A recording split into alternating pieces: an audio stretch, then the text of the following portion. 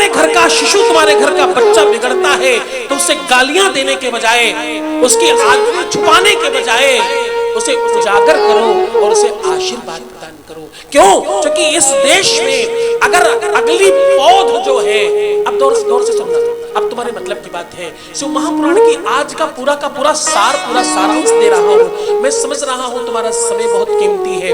आज बस 5-7 घंटे और यूं ही बैठे रहो, बिल्कुल पूरा आनंद। 5-7 घंटे और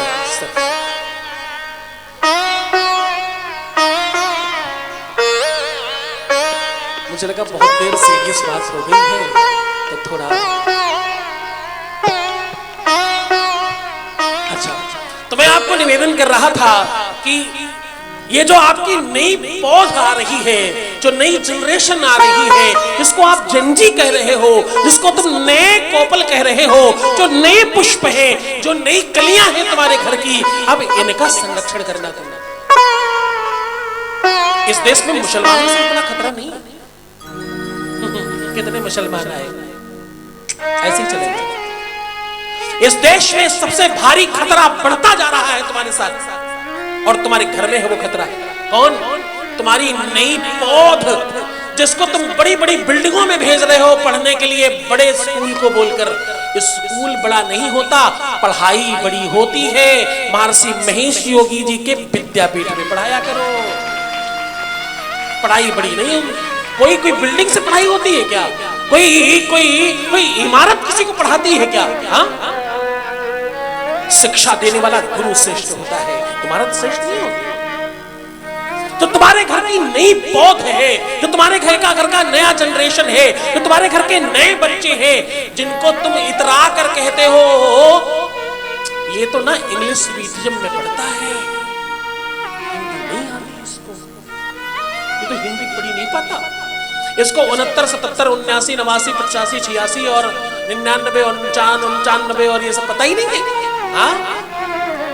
इस पर इतराना नहीं है, इस पर इतराने की बात नहीं है, इस पर शर्मसार होने की बात है। इससे ये पता लगता है कि वो बच्चा स्कूल का है, तुम्हारा नहीं। मुझे क्षमा करना, मुझे माफ करना, मुझे तुम हो सकता है थोड़ी बहुत गालियां मत देना जगत गुरु। तो तुम जो भी समझना, लेकिन इस बात को समझकर समझना कि तुम नई पौध को खाद और पांस गलत दे रहे हो। सही चीज दो, क्योंकि ये कल वृक्ष बनेंगे, ये भी कल माँ बाप बनेंगे।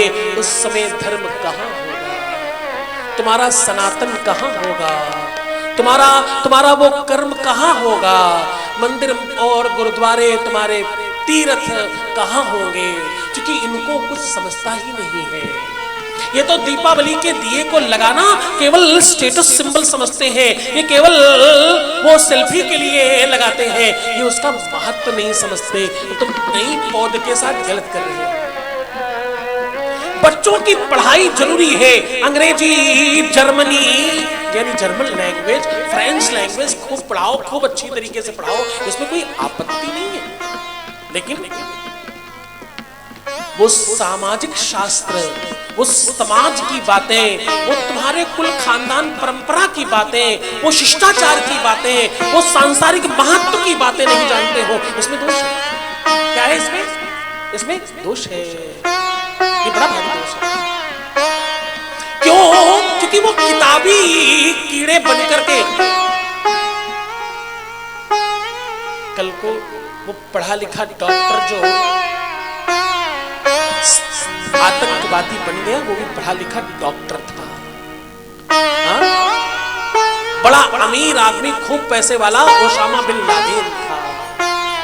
तो शिक्षा केवल शिक्षा नहीं है, शिक्षा एक संपदा है। शिक्षा तुम्हारी धरोहर है।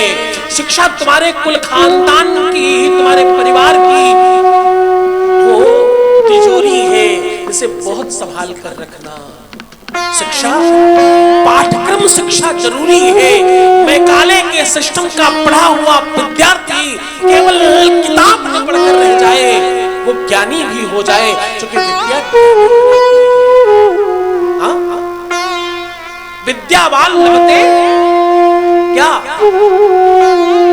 ऋषभ बेटा, मेरी खड़ाऊ में नीचे विद्यावान लभते ज्ञानम। विद्यावान क्या पाता है? वो ज्ञान का लाभ पाता है, एटीट्यूड नहीं पाता। तुम्हारे बच्चे एटीट्यूड पा रहे हैं, ये कौन सी विद्या है? ये कौन सी पढ़ाई? और से समझो और समझ जाओ, मान जाओ मेरी बात। अपने बच्चों का वो एटीट्यूड डाउन करो। 5th क्लास का बच्चा अपने माँ बाप को समझाने की ताकत और औकात रखता है। ये कौन सा भारतवर्ष है? ये बिगड़ता भारत है। और ये पूरी की पूरी जिम्मेदारी मैं बड़ी विनम्रता से कह रहा हूं माओ की। पुरुष बाहर रहते हैं, माएं घर में। माओ बाहर काम करो नहीं करो कोई फर्क नहीं पड़ता, अपने कोहिनूर हीरे को बर्बाद मत करो, इससे बहुत फर्क पड़ता है। न जाने तुम्हारे घर का बच्चा कौन कल नरेंद्र मोदी बनेगा, कौन सचिन तेंदुलकर बनेगा, कुछ मालूम नहीं है।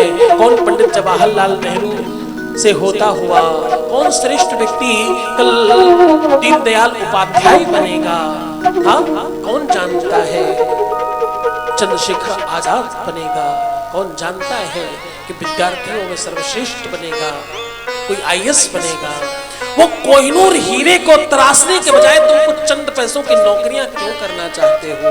इसलिए समझ जाओ, ये अच्छा नहीं।